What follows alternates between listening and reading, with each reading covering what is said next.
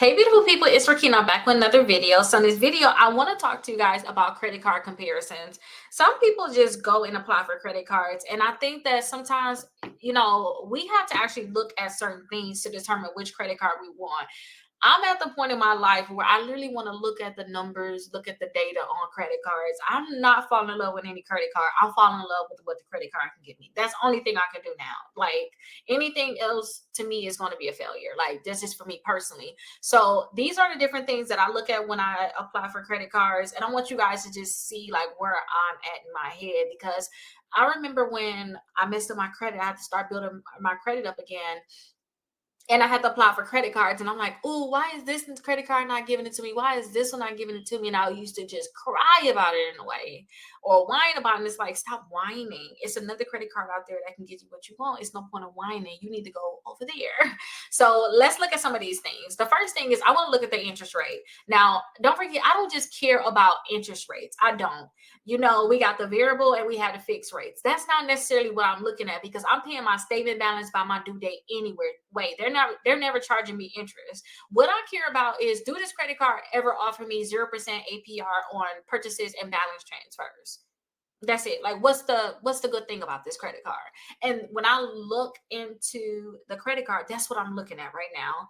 Again, I don't care if it's a 30% interest rate because I'm paying a statement balance by the due date and I'm not trying to hold a balance or I'm not spending any money on a credit card that I can't just pay back. So that's not my thing. My thing is, do you offer me 0% APR? Because maybe I want to do a balance transfer. Maybe I want to, I don't know, maybe I just want to, you know, just have 0% APR on purchases. Maybe I want to purchase something. Maybe you guys are in the same boat too. Maybe you want to purchase something for your home, such as you want to do a repair. And now you like, instead of me just paying paying cash, what I can do is I can just give 0% APR. I'll put this cash on my car to stop paying the extra interest on my car. And I'll pay this credit card off because I got 21 months to pay it off. I'll just pay this off. I'll just push the expenses back. Or, you can play with your interest rate with other things like that. But I want to know if they have 0% APR, basically. That's just what I'm thinking about in my head. Another thing I'm thinking about is fees. Like, do this credit card have an annual fee? Is there a balance transfer fee? Some companies are going to charge a balance transfer fee. What's the late payment fee? Which I really shouldn't think about anyway, because I'm always have my credit cards on auto pay for at least a minimum payment. You can never get a late fee for that. Is there any foreign transaction fees? When I go out the country, are they charging me fees to use my credit card? And also, what's the cash advance fee? I don't believe in cash advances at all. But you want to still know what those fees are. But my biggest one when it come down to this is, what's the annual fee? Is there a balance transfer fee? And can I use this credit card outside the country? Is there going to be a fee on that? Those are the different things I'm looking at. Also, I'm comparing the rewards. And then sometimes, let me back up some. When I say I'm comparing, I'm looking at, hey, I want these 4 credit cards. Okay. Or these are the 5 credit cards I want. And I want to see if these credit cards check off these things. I don't want an annual fee. I want 0% APR. I don't want to pay foreign transaction fees. If I'm going to do a balance transfer, I really don't want a balance transfer fee. If they are going to charge me a balance transfer fee, I want 0% APR on purchases. Because what I'll do is I'll put all of my new purchases on this one credit card and put all the cash that I was going to pay.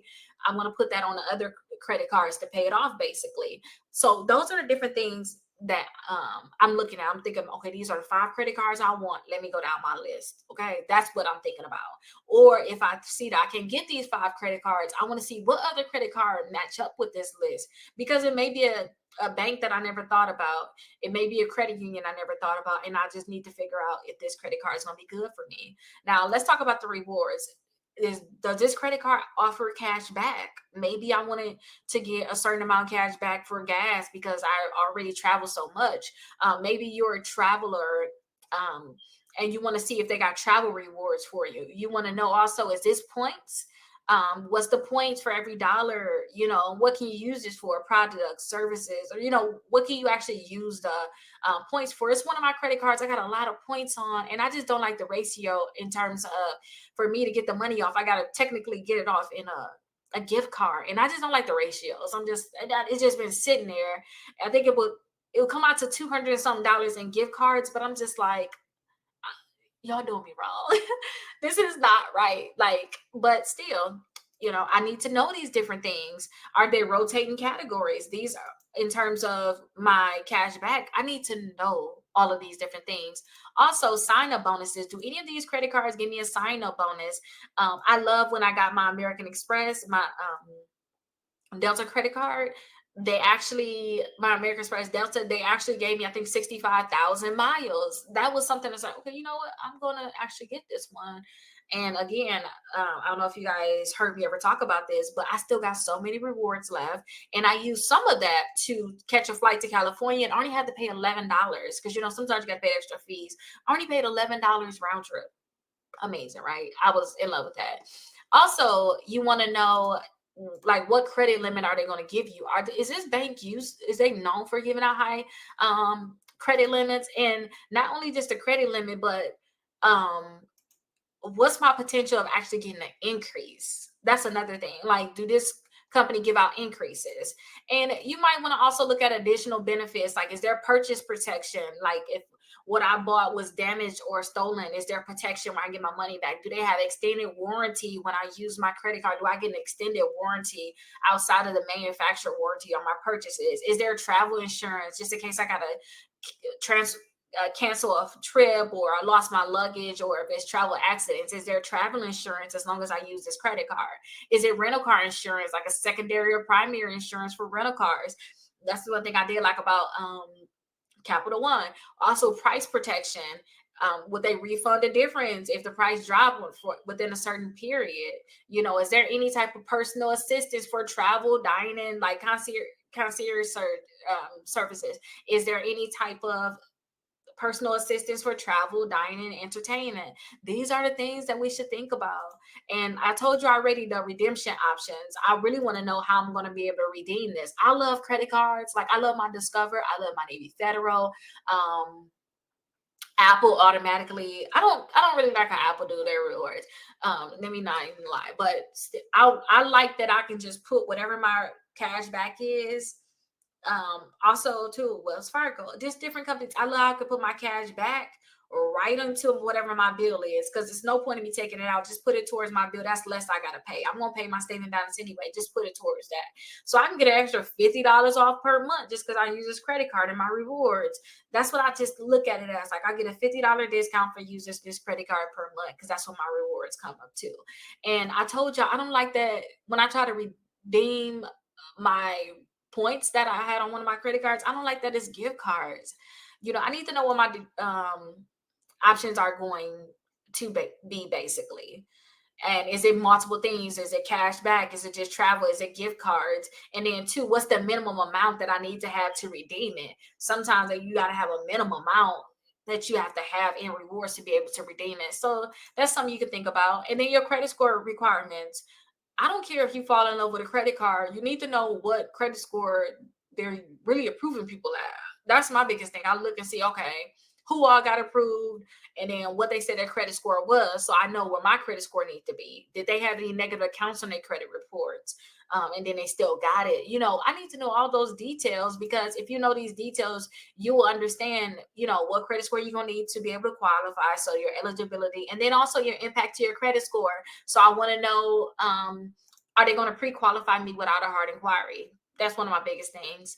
And customer service. Some companies have horrible customer service. Some, if you have some fraudulent transactions, they're going to take care of it right away. And some, it's like they're not even thinking about these transactions. They just let anything fly. And then some where you actually have to, you can't really call them. They have an email service. And these can be just those smaller fintech things too, but maybe they only have an email service. You can't just get on the phone and talk to one of them. So think about that too. And last but not least, you want to see if this credit card have any type of security features. Is there fraud protection? Usually it's a lot of zero liability protection for unauthorized transactions. That's what we kind of just talking about when I say, hey, if you got fraud, you can just call them. Also, are they going to alert you about suspicious activity? And then do they have that EMV chip technology? That's the chip. It's the enhanced security when you in person doing transactions. So make sure you guys review these different things carefully. This is what I look at, and this is what I think about when I think about applying for a credit card. Don't forget to check out my website, Rickita.com, because I have a list of credit cards that can pre-qualify you without a hard inquiry. But do research on those credit cards too. And I'm going to start pointing out more things like this, because this list right here is, to me, this is, as long as you know these things, you're good, because you're going to be making a great decision when it comes down to those credit cards and getting approved for them. So hopefully this is helpful, and let's actually check out my website now. Hey, beautiful people, it's Rickita. I'm back with another video. So in this video, I want to talk about APRs and what you need to know about APRs. So APRs is annual percentage rates. Now, there is a specific definition for APRs. It is basically the yearly interest rate that's going to be charged for borrowing or earned through an investment. That's all it really is. And when we're talking about credit cards, we're talking about how much you guys are going to be paying on an annual basis. So sometimes with your credit cards, it's going to depend on what it would be. But let's just say the interest rate is 29.99%. That's how much they're going to charge you for the year. So if you were to have that $100, just sit there, just think about you're just paying an additional $30 almost, $29.99, because that's how much they're charging you for the year. Now, this represents the true cost of actually borrowing on an annual basis, and it allows you to actually compare the different credit card products, because if you guys know what the APR is, you can compare them between, like, each credit card. Basically, this APR is 17%, this one is 25, this is 29. It's comparable. It's on the same thing. It's on a yearly basis. So that's something that you guys can use to, like, compare your credit cards. Also, they have different type of APRs. They have fixed APRs. That's just the interest rate is going to stay the same during the duration of your loan or credit card balance. And that provides you with a predictable monthly payment, especially if you guys are keeping a balance on your credit card. You guys also have variable APR. That means that the interest rate can actually fluctuate, and it's like a benchmark. So based on the changes in a benchmark rate, so which is basically the prime rate. So this is usually, the prime rate is a set rate based off of the market, basically. And then they can add more onto that. So they can say, hey, we're going to do prime rate plus this, or whatever the case may be. But that's variable. It's going to change. So your payments are going to vary. The one I like the most is the introductory APR. So it's a temporary lower APR that's offered in the beginning of a loan or a credit card term, which is going to typically going to increase after the introductory period ends. So think about it like this. I like this 0% APR credit cards. Credit card can say, hey, we're going to give you 0% APR. We're not going to charge you any interest for 12 months, for 15 months. Those are the ones I like. And it's usually when you first get your credit card. They're not going to offer you that if you have their credit card for 10 years. This usually, once you get your credit card or once you get your loan, it's offered right then and there. Now, you got to understand how this APR is actually going to affect your payment. So when it comes down to credit cards, their APR on your credit cards is going to affect the interest rate that is charged on your outstanding balance. So if you guys are not paying the statement balance by the due date, then this APR is going to make it so that you have to pay more on your credit card. Now, I always tell you guys about, like, my Apple credit card payment. So if I was looking at my Apple credit card payment, I really don't have a balance on my card. But let me give you an example. My statement balance now is $89.82. I paid the statement balance last time. I didn't get charged any interest. So they say as long as I pay $89, I'm not going to get charged any interest. But if I decide, actually, no matter, they're saying I'm not going to get charged any interest. Matter of fact, they said, well, let me go back then. Let me not even compare it to this one, because I want to give you a real life thing. But sometimes they'll say, hey, if you only make the minimum payment, we're going to charge you an additional $5, $20, $15 in interest. They tell me that on my Apple credit card. And it's going to affect it, because if I just paid a minimum of $25, like last month, they told me, hey, if you just paid a minimum of $25, I think I had to pay like $700 some dollars. If I don't pay my $700 some dollars, if you just pay a minimum of $25, we're going to charge you $15 in interest, $15 and some change. So that literally means that only $9 and some change is actually going towards knocking down the balance that I have. So when you guys are not paying the statement balance by the due date, then you guys are basically putting money in these companies' pocket, these credit card companies' pockets. Now, APR on loans determine the total cost of borrowing over the life of the loan. When it comes down to cars, if you guys, one thing I found out when I was paying my car note, I'm still paying off another car that I have now, but when I paid off my other car, I realized that the more payments that I made on my car, less that they were charging me in interest. So now when I look at my car now that I'm paying off, it's a certain amount that they're charging me per day, but they're charging me my APR based off of the full balance. So once I get that full balance down, lower and lower and lower, they may go from, hey, we're charging you $5 a day in interest to, hey, you're getting charged $4.50 for $4.50 a day to $4 a day, $3.50 a day. It can change. It don't have to go down by 50 cents. It's just an example I'm giving you. But the more you pay towards that principal or just pay on that loan, it's less that they're going to charge you, because again, for a car, they're charging you APR based off of the whole balance, and it's a certain amount they're charging you per day. It's recalculated every day. So that's something I really like. And when it came out to the car too, I paid it up so much. They're like, hey, you don't have a payment for the next year and a half, like 2 years. But my interest went down too, where it's like, oh, we're only charging you $2 per day in interest. So I really like that, because you can go from getting charged $10 per day in interest if you have a very horrible APR to, hey, we charge you $5 per day. It's milestones, and it's great because you're saving money. So that your APR is going to affect your payments. And again, sometimes you could pay your minimum payment. Your minimum payment can be the same, but the amount that's actually getting charged in interest can be different. And that's going to determine how much money you're going to have left over that can actually go towards your balance. So definitely keep that in mind. When it comes down to mortgages, it's the same thing. So just make sure that you guys are paying extra towards the principal. And once you pay extra towards the principal, it's less that they're going to charge you, because they're charging you a certain amount of interest rate on your full principal balance, and then they break it down in your payments. It flows down to your payments. I thought it was totally different than that. I thought that no matter what, when I pay, like say if you got a $500 car note, I thought that, this is what I thought previously. I thought that, okay, it's $500. I already know $250 of it is going towards my balance and $250 going towards interest. For the remaining of my loan, that's what's going to happen. But that's not true. It's a per day thing when it come down to the car. And when you pay more on the principal balance, the actual balance you have, it's less that they're going to charge you per day. It can go down by pennies. Since you pay the extra $500 payment, we charge you 20 cents less per day. It can be something as simple like that, but it all adds up. And you want most of that money to go towards your balance anyway. Now you can actually calculate your APR. They have the simple interest calculation, and I just didn't want to get into all of this, honestly, because they got simple interest calculation, they got compound interest. All I did was I looked at my statement, like my car statement, and it told me, hey, this month we're charging you this much per day.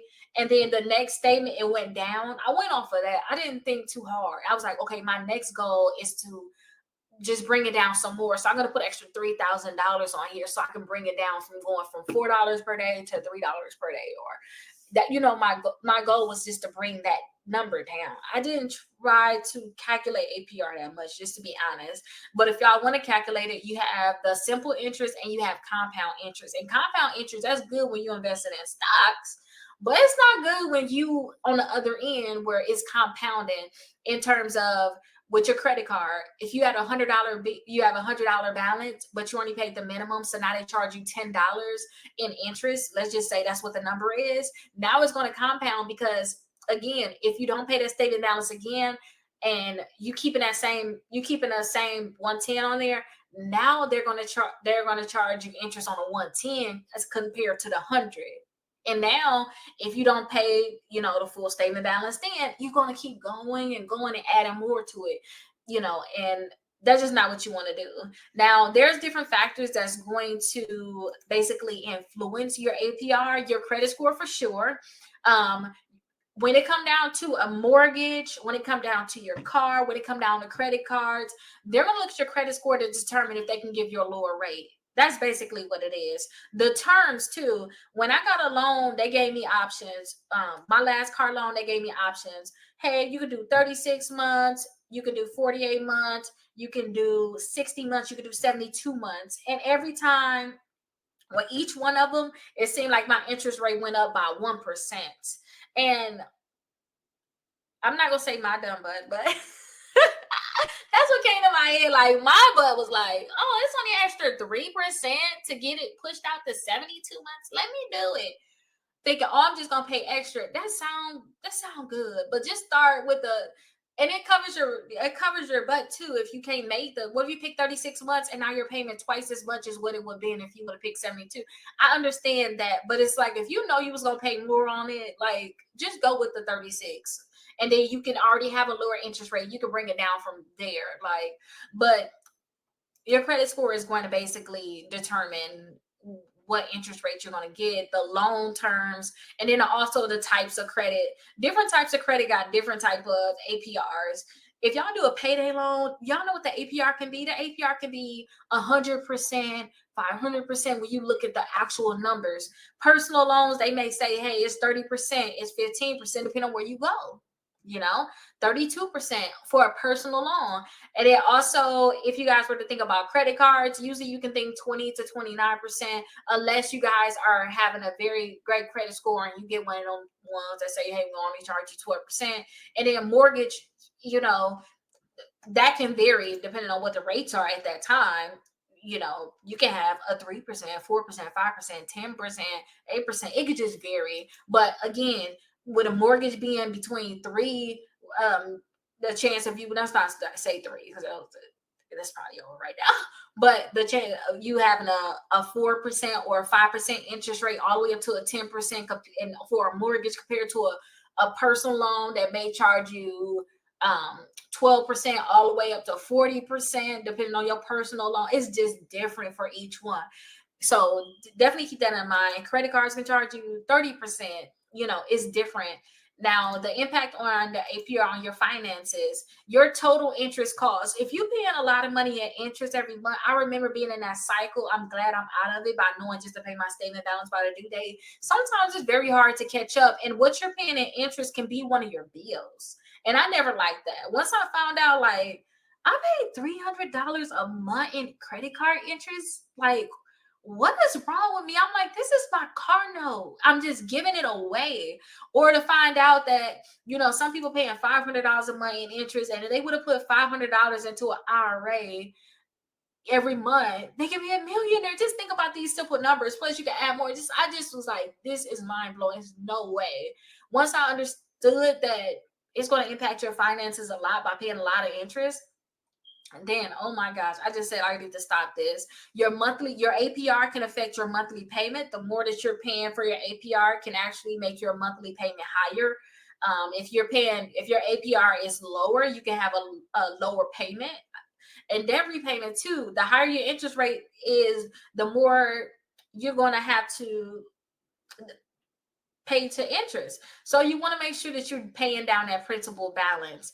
Now, how can you guys actually manage this? Because you hear I'm telling you all this information, but how can you actually manage this? I want you guys to compare APRs. Always pay the statement balance by the due date on your credit cards, and pay off and pay down your balances, or pay down the balance on your mortgage, and also make sure you guys paying down the balance on your car, and just pay your statement balance by due date on the credit cards, because 29%, you guys, if y'all look, that's a lot of money. Seriously, I want you guys to look at your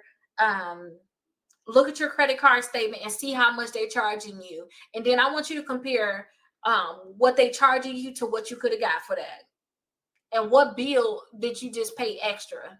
If like $300, that's my energy bill. That means I'm paying two energy bills a month. That's crazy. So just keep that in mind. And then we have APR disclosures where they have to disclose how much your APR is going to be. So I want you guys to look into the regulations if you're having problems with that, and then understand the terms of it, understand what you guys are getting into when you're borrowing this money.